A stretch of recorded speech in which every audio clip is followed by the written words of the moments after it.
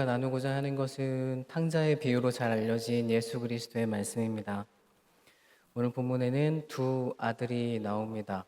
여러분들이 잘 아시는 것처럼 한 아들은 아버지를 떠나서 다른 나라로 떠났고 한 아들은 아버지의 곁에 앉아서 아버지를 지켰습니다.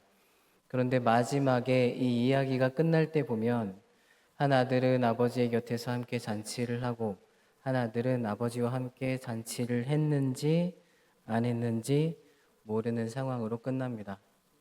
어떻게 이런 일이 생겼는지 이 비유를 통해서 함께 여러분과 그 질문에 답하고 싶습니다. 누가복음 15장은 이렇게 시작을 합니다. 누가복음 15장의 처음에 오늘 읽지는 않았지만 1절에 보면 이렇게 말씀하십니다. 모든 세리와 죄인들이 말씀을 들으러 가까이 나아오니 바리새인과 서기관들이 수군거려 이르되 이 사람이 죄인을 영접하고 음식을 같이 먹는다 하더라. 이렇게 바리새인들이 비난을 하면서 시작합니다. 당시에 누군가와 어울려서 음식을 먹는다는 것은 굉장히 중요한 의미를 가졌습니다. 그리고 유대인들은 다른 이방인들이나 잘 모르는 사람들과 함께 음식을 먹지 않았습니다. 왜냐하면 그들이 먹는 음식들이 정결법에 맞게 조리된 것인지 그 재료가 맞게 온 것인지 알 수가 없었고, 그리고 함께 먹는 사람들이 정결하지 않을 경우 그들과 닿는 것 자체가 정결법의 위반이 될 수가 있기 때문이었습니다. 그리고 식사를 함께 한다는 것은 우리가 밥 같이 먹는 사람들을 식구라고 부르는 것처럼 그들도 언약 공동체의 일원들과 밥을 먹고 하나님의 언약 안에 있다는 것을 확인하는 시간이 그들의 식사 시간이었기 때문에 그들은 밥 먹는 것을 굉장히 중요하게 여겼습니다. 그래서 예수 그리스도께서 부활하시고 난 다음에도 제자들 간에 몇 번 다툼이 생기는데 그 다툼이 생기는 것도 무엇 때문에 생긴 것이었냐면 밥 먹는 것 때문에 생기는 것이었습니다. 그러니까 예수님께서 살아계셔서 사역하던 시절에는 얼마나 그게 심했을까 생각해 볼 수 있을 겁니다. 바리새인들은 예수 그리스도께서 죄인과 세리와 함께 식탁 교제를 나누는 것을 끔찍이도 싫어했습니다. 왜냐하면 바리새인들이나 서기관들이 보기에도 예수님께서는 하늘의 지혜를 가지고 있는 선지자라고 보이는데 그분이 죄인들과 함께 밥을 먹는다는 사실이 그들에게는 용납할 수 없었던 일이었기 때문에 그렇습니다. 말씀드렸던 것처럼 하나님의 언약 백성이 함께 식탁에 앉기 위해서는 자격이 있는 사람들과 함께 그 자리에 있어야 합니다. 먼저 정결하게 자기 몸을 깨끗하게 씻은 사람들, 그리고 자기 손을 씻은 사람들, 하나님의 언약 안에 분명하게 들어와 있다고 인증된 사람들이 하나님 앞에 나와서 함께 식사할 수 있다. 이렇게 여겼습니다. 그래서 하나님 앞에 가기 위해서는 먼저 자신을 깨끗하게 씻고 율법으로 자신을 정결하게 해야 하나님 앞에 갈 수 있다라고 믿었지요. 사실 이것은 맞는 말처럼 들립니다. 하나님께서는 거룩한 분이시고 흠이 없으신 분이신데 그 앞에 나가서 함께 예배하고 그 앞에 나가서 교제하기 위해서는 우리를 깨끗하게 해야만 할 것 같은 느낌을 우리는 늘 받습니다. 그래서 그런 분들 많이 계시죠. 전도하다 보면 많이 만나실 겁니다. 아직 내가 교회 갈 준비가 안 됐다. 내가 담배만 끊으면 교회에 한번 나가보겠다. 아니면 내가 조금만 더 하나님께 드릴 수 있는 마음이 충분해지면 교회에 나가겠다. 아직은 아니다. 이런 얘기 많이 들어보시지 않았습니까? 많이 들어보셨을 것 같습니다. 저도 많이 들어봤거든요. 근데 오늘 예수님께서 들려주신 이 이야기는 하나님의 식탁 공동체에 함께 참여하고 하나님의 언약 공동체에 참여하는 데에 먼저 깨끗함이 필요한 것이 아니다 라고 말씀하시는 듯 보입니다. 이 둘째 아들은 먼저 아버지께 죄를 짓고 떠납니다. 아버지께 무슨 죄를 지었냐면 이제 아버지가 필요 없습니다. 저 혼자 잘 살 수 있겠습니다. 이런 죄를 지었죠. 아버지의 유산을 요구하고 유산을 가지고 나가서 살겠다고 선언을 합니다. 이것은 아버지에게 굉장히 모욕을 주는 일이었고, 당시에 엄격한 가부장제 사회를 생각한다면 이 아들이 하는 행동은 상상도 할 수 없는 일이라고 할 수 있습니다. 이 당시에 가부장은 우리가 생각하는 정도의 가정에서 좀 힘이 세다, 이런 정도의 가부장이 아니었습니다. 이 당시에 가부장들은 가족들의 삶과 죽음을 결정할 권리를 가지고 있었습니다. 그래서 아이를 자신의 가족으로 받아들이기도 했고, 아이를 낳으면 필요 없다 여겨질 때 버리기도 했어요. 그래서 로마의 황제가 그런 칙령을 내리기도 했습니다. 이제 아이를 버리지 마시오. 그 칙령이 내려졌다는 건 그만큼 가부장의 권리가 강해서 가족들에게 어떤 일이든 할 수 있는 사람들이 가부장들이었다는 것이죠. 그런데 그 아버지에 대해서 재산을 주십시오. 제가 가지고 먼 나라에 가겠습니다. 라고 선언한다는 것부터 사실은 모욕적인 일입니다. 근데 아버지가 이 말을 듣고 또 재산을 내어주죠. 그래서 재산을 다 허비하고 방탕하게 살다가 흉년이 왔는데 돼지를 치면서 먹고 살려고 했지만 먹을 게 없어서 돼지가 먹는 쥐염 열매라도 먹고 싶었는데 주는 사람이 없었습니다. 그래서 이 아들이 생각합니다. 17절에 이렇게 말씀하고 계십니다. 이에 스스로 돌이켜 이르되 내 아버지에게는 양식이 풍족한 품꾼이 얼마나 많은가. 나는 여기서 주려 죽는구나. 이 본문을 솔직하게 읽으면 이렇게 얘기할 수 있습니다. 아들은 왜 아버지의 집에 돌아갈 생각을 했는가? 먹을 게 없어서 그랬습니다. 아들은 굶었어요. 먹을 게 없었습니다. 먹을 게 없어서 생각하다 보니까 아버지 집에는 품꾼들도 얼마나 잘 먹었는가 하는 것이 기억이 나는 겁니다. 이 품꾼들이 잘 먹는 게 좋은 것 아니겠습니까? 좋은 회사는 그 다니는 사원들이 월급을 많이 받는 데가 좋은 데 아니겠습니까? 아버지 집을 생각해 보니까 품꾼들이 얼마나 잘 먹었는가가 생각이 납니다. 그래서 품꾼이라도 돼야겠다 하고 몸을 일으켜서 아버지 집을 향해 갑니다. 이것을 우리가 회개라고 부를 수 있을까요? 이 아들이 죄를 뉘우쳐서 아버지 집으로 돌아갔다고 생각할 수 있을까요? 물론 이 아들은 이렇게 합니다. 이렇게 얘기합니다. 그 18절과 19절 제가 봉독하겠습니다. 내가 일어나 아버지께 가서 이르기를 아버지 내가 하늘과 아버지께 죄를 지었사오니 지금부터는 아버지의 아들이라 일컬음을 감당하지 못하겠나이다. 나를 품꾼의 하나로 보소서 하리라 하고 이에 일어나서 아버지께로 갔다라고 표현하고 계십니다. 그런데 그가 아버지께로 몸을 일으켜 향한 동기는 배가 고팠기 때문이었습니다. 먹을 게 없어서 아버지께로 돌아갔어요. 진짜 마음속에 자기가 너무 아버지께 큰 죄를 지었고 아버지께 너무 죄송하고 아버지께서 다시 한번 나를 아들로 받아주셨으면 너무 좋겠다 하는 어떤 윤리적인 결단이 아니고 생리적인 현상에 대한 반응이었다는 것입니다. 그런데 이렇게 돌아온 아들에 대한 아버지의 반응이 굉장히 놀랍습니다. 이 아버지는 아들이 제대로 회개했는가 묻지 않으십니다.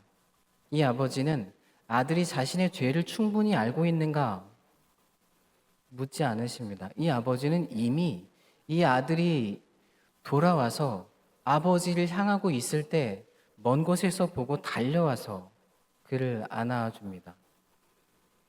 이것도 당시의 가부장제를 생각하면 있을 수 없는 일입니다.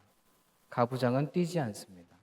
그런데 이 아버지는 이 공동체에 이 아들이 받아들여지지 못할까 싶어 그 공동체에서 벗어나 먼저 뛰어나와서 이 아들을 안아줍니다. 그리고 이 아들이 미처 자신의 죄를 다 고백하기도 전에 그를 안고 입맞춤으로 이 아들의 입을 막아버립니다.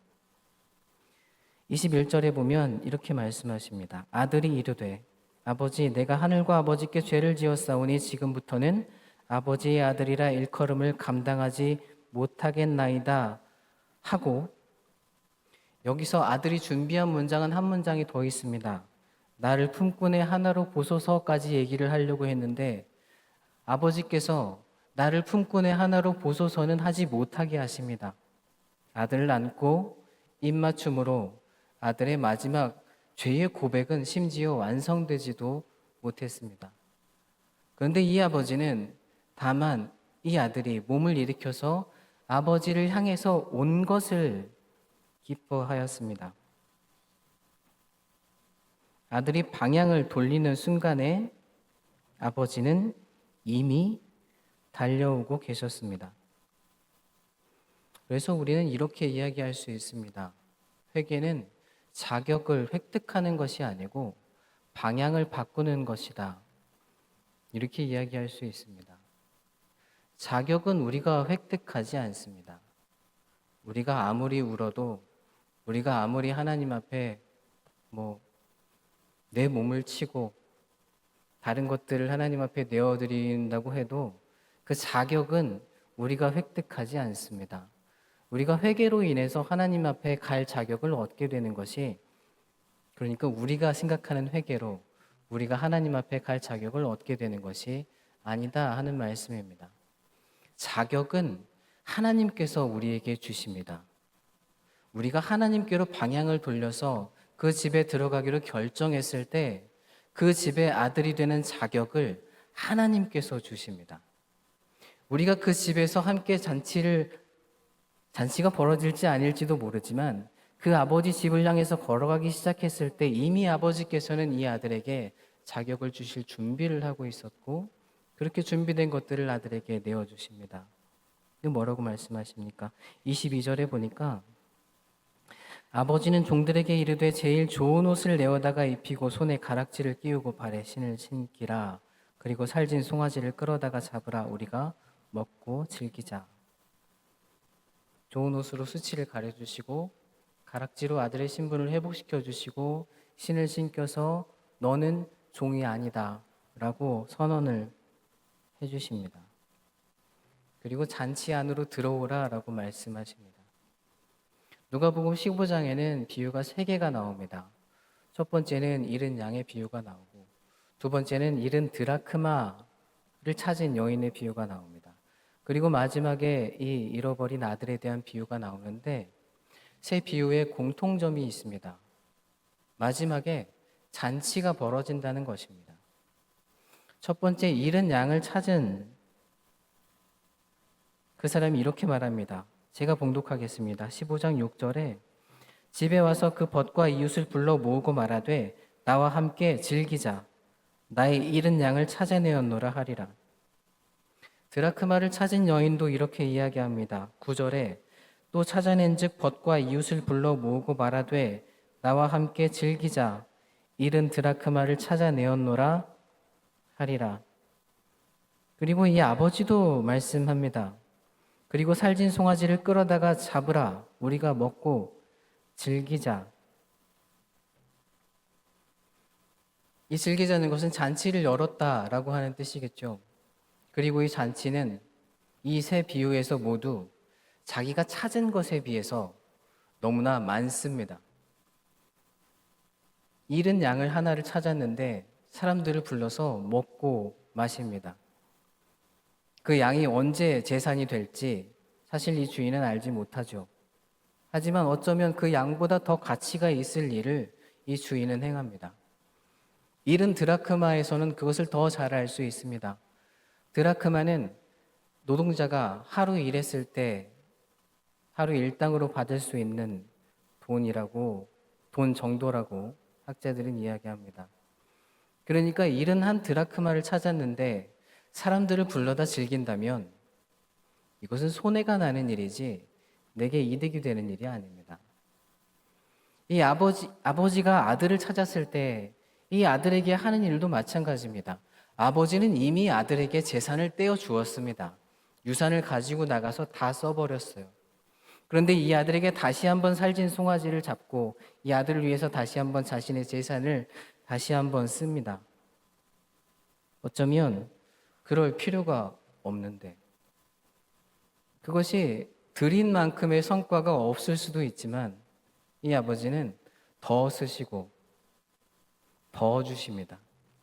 그래서 팀 켈러 목사님은 이 하나님의 모습을 이렇게 표현한 적이 있습니다. 아들이 탕자가 아니고 아버지가 탕부라고 그렇게 표현한 적이 있습니다. 아들이 허랑방탕하게 외국에 나가서 모든 재산을 다 써버린 것처럼 이 아들이 돌아왔을 때 아버지는 아버지가 가진 모든 사랑을 이 아들에게 다 부어주십니다. 그리고 예수님께서 이 비유를 말씀하시는 이유는 그것이 예수님과 함께 식사하는 죄인들에 대해서 하나님께서 가지고 계신 마음이다라고 하는 겁니다. 바리새인들은 그것을 이해할 수가 없습니다. 왜 하나님께서 자격이 없는 자들을 식탁에 들이시고 자격이 없는 자들을 하나님의 자녀라고 부르시기를 원하시는지 바리새인들은 알 수가 없습니다. 왜냐하면 그들은 평생 동안 하나님의 자녀가 되는 자격을 획득하기 위해서 온 시간을 쓰고 온 마음을 썼던 사람들이었기 때문에 그렇습니다. 그래서 그들은 이 잔치가 벌어지는 이유도 알지 못했고 이 잔치에 함께하는 예수 그리스도도 이해하지 못했습니다. 하지만 하나님께서 먼저 그들을 찾으시고 먼저 그들을 부르신다고 성경은 계속해서 우리에게 증언해 왔습니다. 예수 그리스도께서 오기 전에도 그렇습니다. 그 구절 중에 저의 마음에 항상 남는 구절이 있습니다.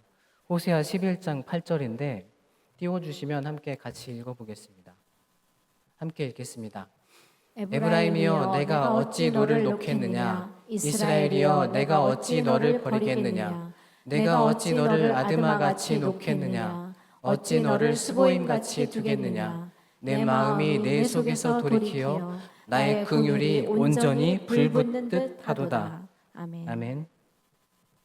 나의 긍휼이 온전히 불붙듯 하도다.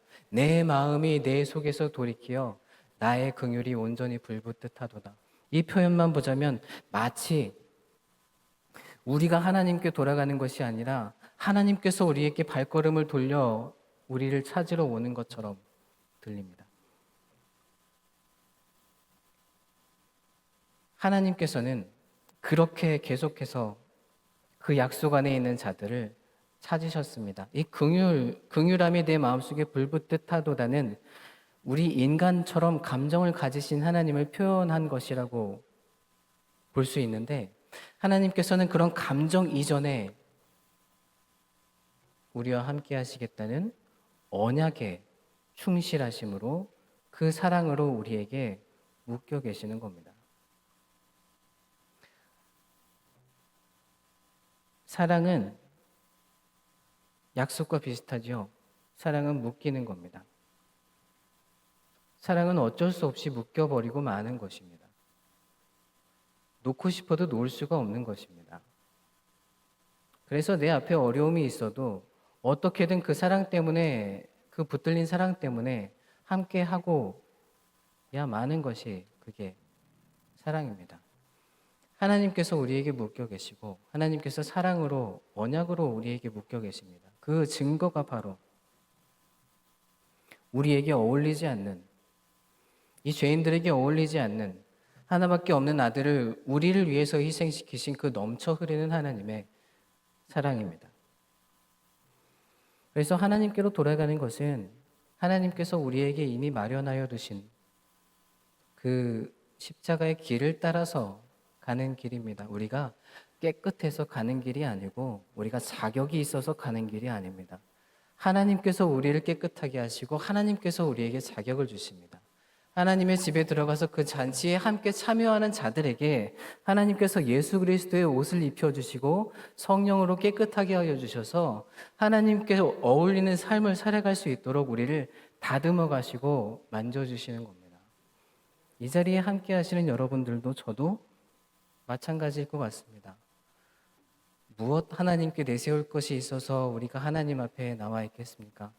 하나님께서 우리를 향해서 그 사랑을, 그 끝없는 사랑을 부어주시지 않으셨다면, 잃어버린 우리를 찾아오지 않으셨다면 우리가 어떻게 이 자리에서 하나님의 잔치에 함께 참여할 수가 있겠습니까?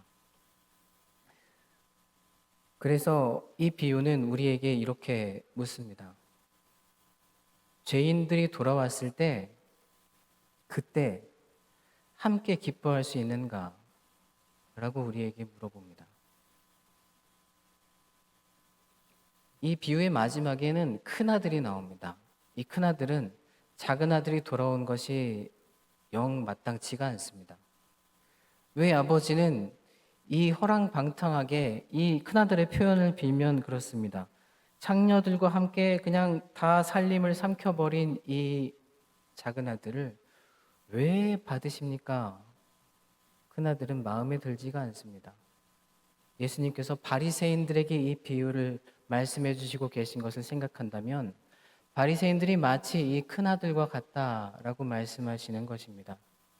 이 큰아들이 그러한 것처럼 바리새인들도 그들이 어디를 봐서 자격이 있습니까? 라고 계속해서 묻죠. 그런데 아버지는 여전히 큰아들에게 다시 한번 잔치에 들어오도록 초청합니다. 잔치가 벌어졌다. 얘야, 나와 함께 있으면 내가 가진 모든 것이 다 내 것이 아니냐. 이제 들어와서 잔치에 함께 하자라고 말씀을 하십니다. 여러분 잔치에 와 계십니까? 여러분 그 하나님의 기쁨이 넘쳐 흐르는 잔치의 예배 가운데 계십니까? 청소년부나 청년부 이렇게 하다 보면 아이들이 가끔 그런 질문을 할 때가 있습니다.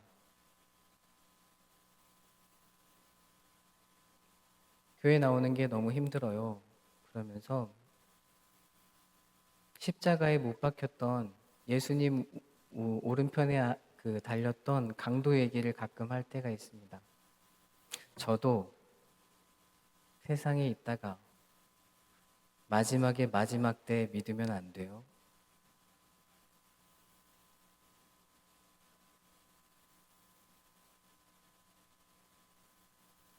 그래서 저는 그럴 때는 그렇게 대답합니다. 그래도 된다고. 그럴 때 제가 서운하게 느끼는 것은 그런 것입니다. 아, 내가 함께하는 공동체에 이 예배가 하나님 나라의 잔치라고 여겨지지 못하게 했나? 이 예배가 죄인들을 환영하고 모든 사람이 함께 어울려서 하늘의 양식을 먹는 그런 잔치라고 혹시라도 내가 그것을 오해하게 만들었나 하는 생각을 하게 됩니다.